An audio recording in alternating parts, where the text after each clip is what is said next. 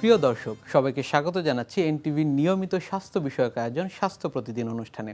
আপনাদের সাথে আছে আমি ডাক্তার সামিউল আওয়াল স্বাক্ষর। প্রতিদিনের মতো আজও আমরা একটি গুরুত্বপূর্ণ বিষয় নিয়ে কথা বলবো, সেটি হচ্ছে ওভার অ্যাক্টিভ ব্লাডার। এই গুরুত্বপূর্ণ বিষয়টি নিয়ে আলোচনা করবার জন্য আমাদের সাথে স্টুডিওতে উপস্থিত রয়েছেন একজন বিশেষজ্ঞ চিকিৎসক। চলুন দর্শক, অনুষ্ঠানের শুরুতেই পরিচিত হয়ে আসি আমাদের আজকের অতিথির সাথে।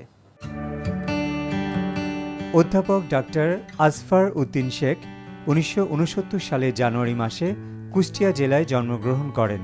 তিনি 1993 সালে ঢাকা মেডিকেল কলেজ থেকে MBBS ডিগ্রি অর্জন করেন।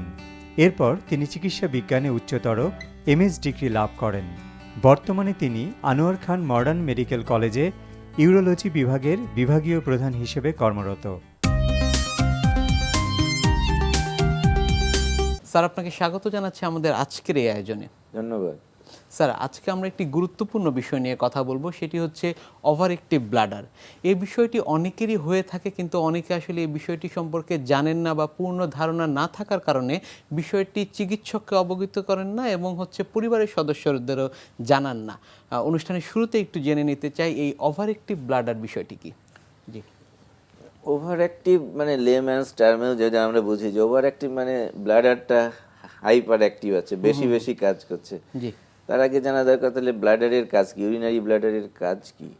ইউরিনারি ব্লাডারে অ্যাকচুয়ালি আমাদের কিডনি থেকে পেশাব তৈরি হয়, সেটা দুইটা নালী দিয়ে এসে পেশাবের থলি বা ইউরিনারি ব্লাডারে জমা হয়।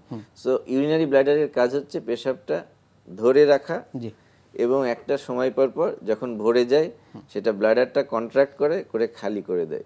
এটা হলো ইউরিনারি ব্লাডারের কাজ। এখন এই কাজটা যে আছে এটাতে যদি ঠিকমতো করতে না পারে সেটাকে একটা ওভার অ্যাক্টিভ ব্লাডার আমরা বলে থাকি। তাহলে কি হয় এক্ষেত্রে পেশাব সাধারণত মানুষ করে যখন 300-400 সিসি ইউরিন পেশাবের থলিতে জমে যায়, তখন ব্লাডারটা কন্ট্রাক্ট করে, তখন ইউরিন হয়ে যায়। কিন্তু ওভার অ্যাক্টিভ ব্লাডারে যেটা হয়, যখন দেখা যাচ্ছে 100 ml ইউরিন জমেছে তখনও ব্লাডার কন্ট্রাক্ট করে দিল, মানে তার ক্যাপাসিটি ওরকম নাই, সে কমপ্লায়েন্ট ওরকম না, সে 300-400 ইউরিন নিতে পারছে না, তার আগেই কন্ট্রাক্ট করে দিচ্ছে। সেই জন্য কি হচ্ছে, পেশাবের যে রুগীর প্রতি ঘন্টায় পেশাব হচ্ছে, তো এগুলো রুগীর জন্য খুবই বাদারিং। অনেক রুগী আজকাল এই রোগের ওভার অ্যাক্টিভ ব্লাডার অনেক বেড়ে গেছে আমাদের দেশেও। ওয়েস্টার্ন কান্ট্রিতে অলমোস্ট 40-50% মহিলারা, বিশেষ করে একটু বয়স্ক মহিলারা এই অসুখে ভোগে। আমাদের দেশে আগে আমরা দেখি নাই, কিন্তু রিসেন্টলি গত 5-10 বছরে আমরা এটা খুব বেশি দেখছি। অনেকেরই এই সিমটম আছে, কিন্তু বাংলাদেশের সমস্যা হচ্ছে মহিলারা বলেন না। অনেকে আসে যে আমি 20 বছর থেকে এই রোগে ভুগছি, কিন্তু কাউকে বলি নাই, অথচ কিন্তু একটা সামান্য মেডিসিন দিলে এটা ভালো হয়ে যায়, চিকিৎসা সম্ভব এটা। জি, ধন্যবাদ স্যার। আপনাকে যেটির কথা বলছিলেন যে ঘন ঘন প্রস্রাব হচ্ছে, সেক্ষেত্রে আমরা ডায়াবেটিসের ক্ষেত্রেও যদি একটু চিন্তা করি, সেখানেও ঘন ঘন প্রস্রাব হয়। সেক্ষেত্রে এই দুটি বিষয় আসলে রোগীরা কিভাবে আলাদা করবেন? খুব ভালো কোশ্চেন করেছেন।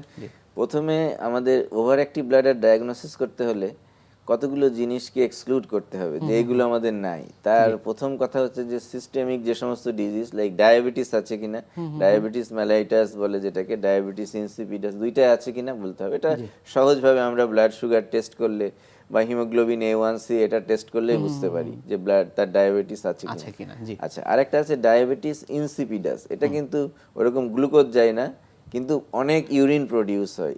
তো সেই ক্ষেত্রে আমরা ইউরিনের স্পেসিফিক গ্র্যাভিটি দেখি। ইউরিনের একটা কনসেন্ট্রেশন আছে, স্পেসিফিক গ্র্যাভিটি আছে, তো স্পেসিফিক গ্র্যাভিটিটা কমে যায়, তখন আমরা সাসপেক্ট করি যে এটা ডায়াবেটিস ইনসিপিডাস হতে পারে।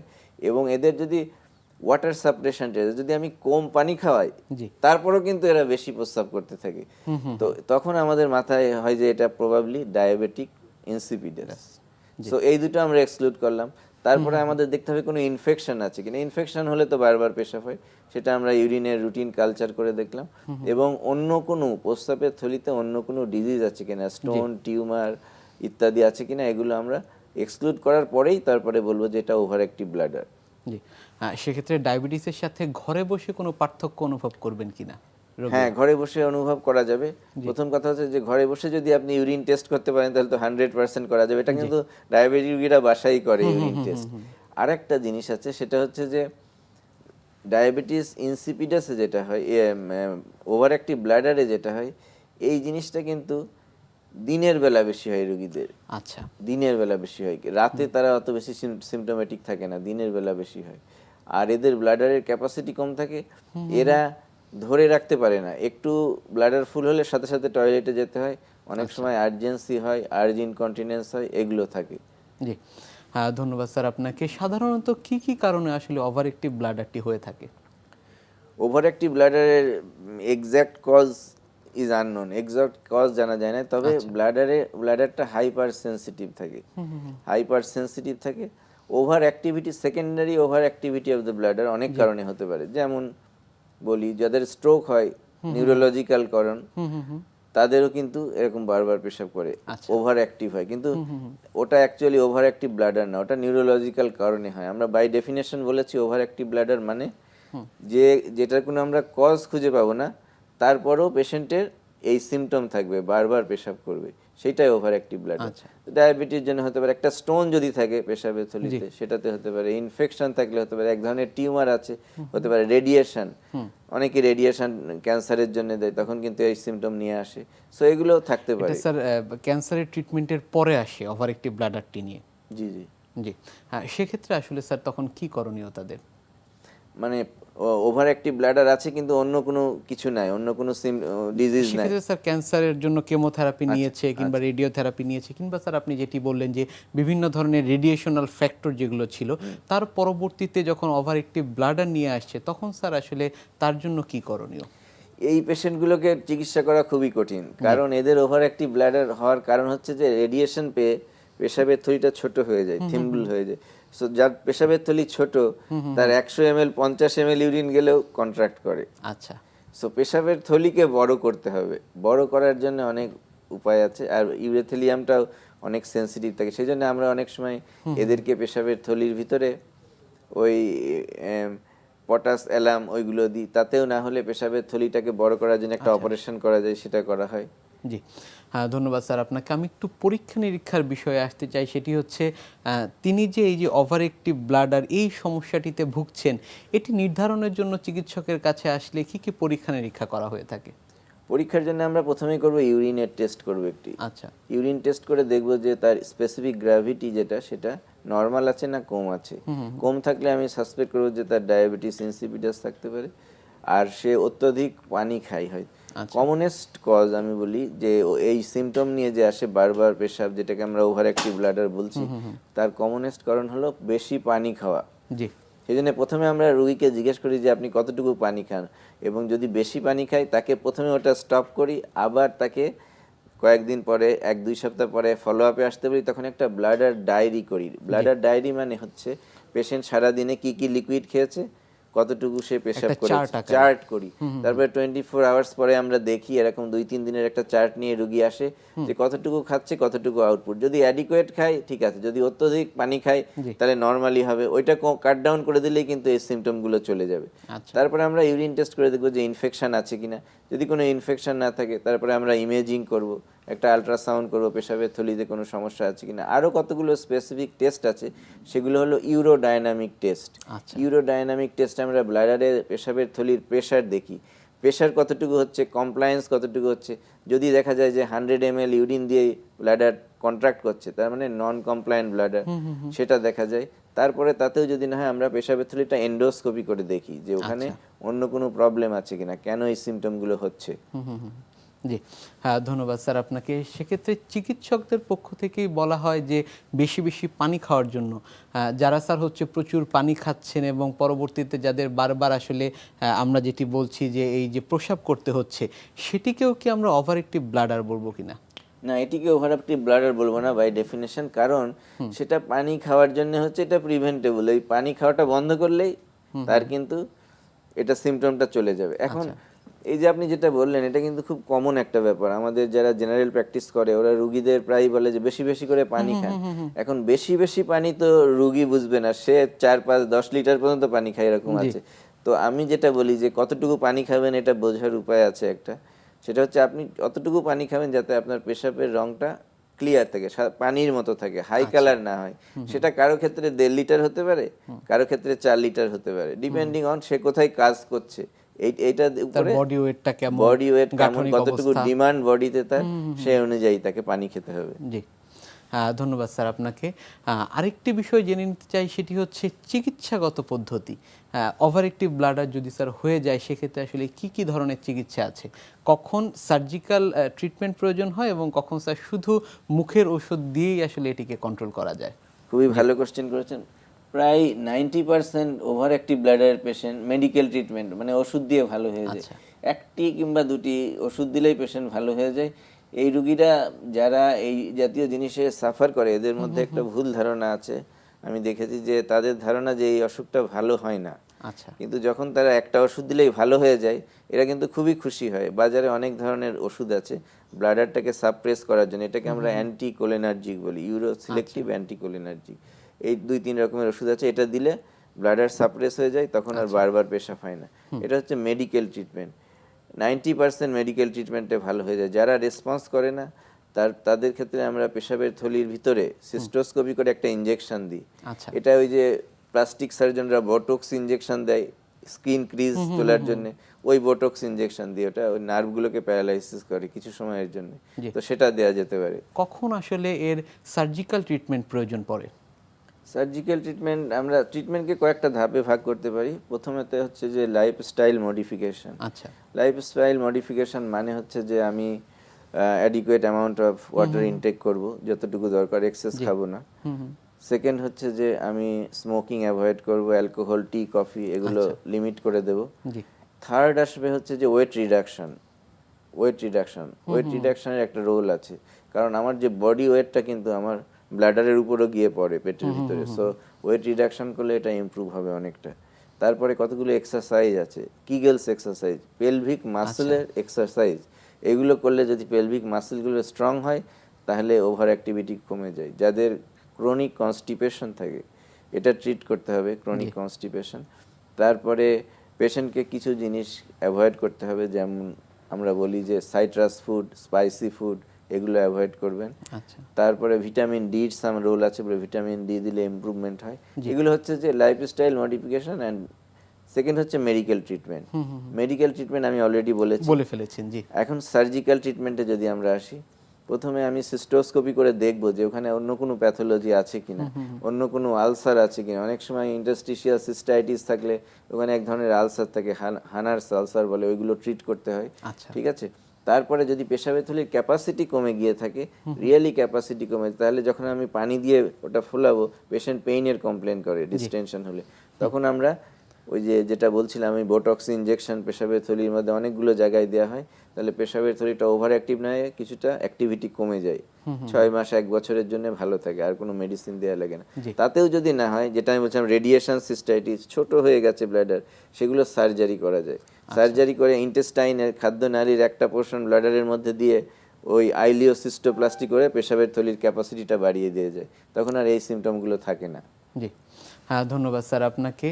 আরেকটি বিষয় একটু জেনে নিতে চাই, যাদের ডায়াবেটিস নেই কিংবা অন্যান্য কোনো রোগ নেই, তারপরেও অনেকের দেখা যায় যে তার বারবার প্রস্রাব করতে হচ্ছে, সেটিও কি স্যার ওভার অ্যাক্টিভ ব্লাডার কিনা, এই বিষয়টি জানবো। সাথে আরেকটি বিষয় একটু জানবো, কোনো মানসিক কারণে আসলে এই ওভার অ্যাক্টিভ ব্লাডারটি হতে পারে কিনা স্যার? হ্যাঁ, মানসিক কারণে অবশ্যই হতে পারে। কজের একটা কারণ হচ্ছে যে অ্যাংজাইটি, ডিপ্রেশন, মানসিক কারণে হতে পারে। সো এরকম যদি ফাইন্ডিংস থাকে, এটা ট্রিট করতে হবে।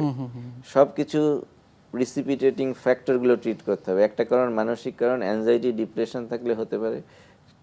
একটা এক্সাম্পল দিই, আমরা যখন কোনো এক্সামিনেশন হলে যাই, আমাদের বারবার টয়লেটে যেতে হয়, বিকজ ওটা অ্যাংজাইটি ইনডিউসড ডাইউরেসিস হয়। আচ্ছা, সেই এরকম কিন্তু মানসিক কারণে বারবার পেশাব হতে পারে। আর একটা বলছিলেন যে আপনি, যেটি বলছিলাম যে অনেকের দেখা যায় যে কোনো রোগ নেই, তারপরেও হচ্ছে ওভার অ্যাক্টিভ ব্লাডার হচ্ছে, কোনো অর্গানিক কোনো কারণ পাওয়া যাচ্ছে না, ফিজিক্যাল কোনো কারণ পাওয়া যাচ্ছে না, তারপরে তার ওভার অ্যাক্টিভ আছে, এটাই কিন্তু true over active bladder. Over active bladder এটাকেই বলে। অর্গানিক কারণ যেগুলো থাকে, যেগুলো কারণ পাওয়া গেছে, সেগুলো কিন্তু ট্রিট করলেই ভালো হয়ে যাবে। আর যেগুলো কারণ পাওয়া যায় না সেটাই হচ্ছে ওভার অ্যাক্টিভ ব্লাডার, সেটা আমরা অলরেডি ডিসকাস করলাম, এখন যেগুলো করব। জি ধন্যবাদ স্যার, আপনাকে এই বিষয়গুলো নিয়ে আরও কথা বলবো, তবে আমাদের এই অনুষ্ঠানের একটি নিয়মিত সেগমেন্ট হচ্ছে বিভিন্ন খাদ্যের পুষ্টি গুণাগুণ সম্পর্কে আমাদের দর্শকদের জানিয়ে দেয়া। প্রিয় দর্শক, দেখছিলেন স্বাস্থ্য প্রতিদিন। কথা হচ্ছিল খুব গুরুত্বপূর্ণ একটি বিষয়, ওভার অ্যাক্টিভ ব্লাডার নিয়ে। এ বিষয়ে আরও কথা বলবো, তবে অনুষ্ঠানের এ পর্যায়ে দেখে নেব বিভিন্ন খাদ্যের পুষ্টি গুণাগুণ সম্পর্কে আমাদের পুষ্টিবিদের কাছ থেকে। প্রাচীনকাল থেকেই রসুনের অনেক ব্যবহার চলে আসছে, সেটা মশলাই হোক আর কোনো খাবারে রান্না করার ক্ষেত্রেই হোক, রসুনের উপকারিতা অনেক বেশি।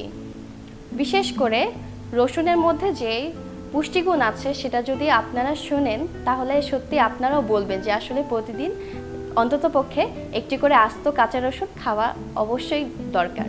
সাধারণত 1 আউন্স রসুন বা 28 গ্রাম রসুনে ভিটামিন সি থাকে 15%, ম্যাঙ্গানিজ থাকে 23%, সিলিনিয়াম থাকে 6% এবং ফাইবার থাকে 6 গ্রাম, ভিটামিন B6 থাকে 17%। প্রতিদিন খাবারে আপনি যদি একটি করে রসুন রাখেন, আস্ত রসুন রাখেন, আপনার কিন্তু শরীর সম্পূর্ণ সুস্থ থাকবে। বিশেষ করে রসুন হার্ট পেশেন্ট, ক্যান্সার পেশেন্ট এবং বিভিন্ন ধরনের পেশেন্টের জন্য রসুনটা অনেক ভালো। আপনি যদি সকালে নাস্তার পর একটি করে কাঁচা রসুন, হার্ট পেশেন্টের জন্য অনেক ভালো, কারণ এটি ব্লাড প্রেশারকে সবসময় নিয়ন্ত্রণে রাখতে সাহায্য করে। যারা হার্ট ডিজিজ তাদেরকে সবসময় আমি বলি একটা করে রসুন খেতে। আর বিশেষ করে যদি এখন থেকে খাবার রসুনের অভ্যাস আপনারা করেন তাহলে কিন্তু প্রত্যেকেই সুস্থ থাকবেন। যখন কোনো তরকারি রান্না করা হবে, বিশেষ করে মাংসের ক্ষেত্রে, খিচুড়ি বা কোনো মাছের ঝোল যখন করা হয়, তখন একটা আস্ত রসুন যদি ছেড়ে দেওয়া হয় এবং সেটা যদি আপনি ভাতের সাথে মিশিয়ে খান তাহলে কিন্তু আপনার শরীর অনেকটা সুস্থ থাকবে অন্যান্য মানুষদের তুলনায়। রসুন সাধারণত আয়ুষ্কাল বাড়াতে সাহায্য করে। রসুন এক প্রকার অ্যান্টিঅক্সিডেন্ট, তাই এটি ক্যান্সার প্রিভেন্ট করে। বিশেষ করে ব্রেস্ট ক্যান্সারের জন্য রসুনটা অনেক ভালো একটি খাবার। রসুন শরীরের ইমিউন সিস্টেমকে বাড়াতে সাহায্য করে। রসুন একজন হার্ট পেশেন্টের জন্য অনেক ইম্পর্টেন্ট। সাধারণত ফিজিক্যাল অ্যাক্টিভিটি এবং কোনো একজন মহিলাদের বিশেষ করে রসুনটা খাওয়া খুব ইম্পর্টেন্ট, কারণ এটি বোনকে শক্ত করে। একজন মহিলা যদি প্রতিদিন 1 আউন্স যদি রসুন খান তাহলে সেক্ষেত্রে দেখা যাচ্ছে তার বোনটাও আস্তে আস্তে শক্ত হবে। স্যার, আমরা যে বিষয়টি নিয়ে কথা বলছিলাম সেটি হচ্ছে ওভার অ্যাক্টিভ ব্লাডার। এই ওভার অ্যাক্টিভ ব্লাডার প্রতিরোধে আসলে কি কি করণীয়? ওভার অ্যাক্টিভ ব্লাডার যাতে না হয়, ওভার অ্যাক্টিভিটি যাতে না আসে, সেটার জন্য আমাদের কিছু অ্যাডভাইস আমি দিতে পারি পেশেন্টের জন্য। প্রথম কথা হচ্ছে যে, এটা আমি আগেই বলেছি যে অ্যাডিকুয়েট ফ্লুইড ইনটেক করতে হবে, এবং রাতে যাদের বেশি হয় ভয়েড করতে হয় তাদের অ্যাটলিস্ট 3 আওয়ার্স 3 ঘন্টা আগে, বিছানায় যাওয়ার 3 ঘন্টা আগে লিকুইড খাওয়া বন্ধ করতে হবে। রাতের বেলা সন্ধ্যার পরে চা কফি অ্যাভয়েড করা ভালো। স্মোকার হলে ধূমপানটা বন্ধ করতে হবে। তারপরে যে জিনিসগুলো করতে হবে সেটা ওয়েট রিডাকশন করতে হবে। ওজন আপনার যদি কম হয় তাহলে এটা ভালো শরীরের জন্য। পেলভিক মাসেলকে যদি স্ট্রং করা যায় এক্সারসাইজের মাধ্যমে, সেটা করা যেতে পারে। তারপরও অনেক সময় স্ট্রেস এবং অ্যাংজাইটি কোনো কারণে এগুলো হতে পারে, অনেক সময় টেম্পোরারি হয়, সেই ক্ষেত্রে আমরা মেডিসিন দিই, দীর্ঘ সময় না, শর্ট টার্মের জন্য, এবং রুগীকে ফলো আপ করি। ফলো আপ করার পর এক সময় দেখা যায় কিন্তু তখন আর মেডিসিন লাগছে না, পেশেন্ট এমনি তার ওভার অ্যাক্টিভিটি চলে গেছে। সো এইভাবে আমার মনে হয় যে ওভার অ্যাক্টিভ করা যায়। ওভার অ্যাক্টিভ ব্লাডারটা কমপ্লিটলি ট্রিট করা যায়, ইটস এ ট্রিটেবল ডিজিজ। এমন না যে এটা ট্রিটমেন্ট নাই, অনেকের মধ্যে ধারণা আছে এটা ট্রিট করা যায় না, কিন্তু এটা সম্পূর্ণরূপে নিরাময় সম্ভব। জি, অনেক ধন্যবাদ স্যার আপনাকে আমাদের আজকের এই অনুষ্ঠানে আসবার জন্য। ধন্যবাদ আপনাকে এবং দর্শকদেরও অনেক ধন্যবাদ। বিশ্বের যে কোনো প্রান্ত থেকে যে কোনো সময় আপনাদের পছন্দের অনুষ্ঠান স্বাস্থ্য প্রতিদিন দেখতে ভিজিট করুন আমাদের পূর্ণাঙ্গ ওয়েব পোর্টাল www.ntvbd.com এ। এছাড়া এনটিভির সব জনপ্রিয় অনুষ্ঠান ও খবরের আপডেট পেতে ভিজিট করুন আমাদের ইউটিউব চ্যানেল ও ভেরিফাইড ফেসবুক পেজে। আজ এখানেই শেষ করছি, আগামীতে আবারও দেখা হবে। সে পর্যন্ত আপনারা সবাই ভালো থাকুন, সুস্থ থাকুন, এনটিভির সাথেই থাকুন। আল্লাহ হাফেজ।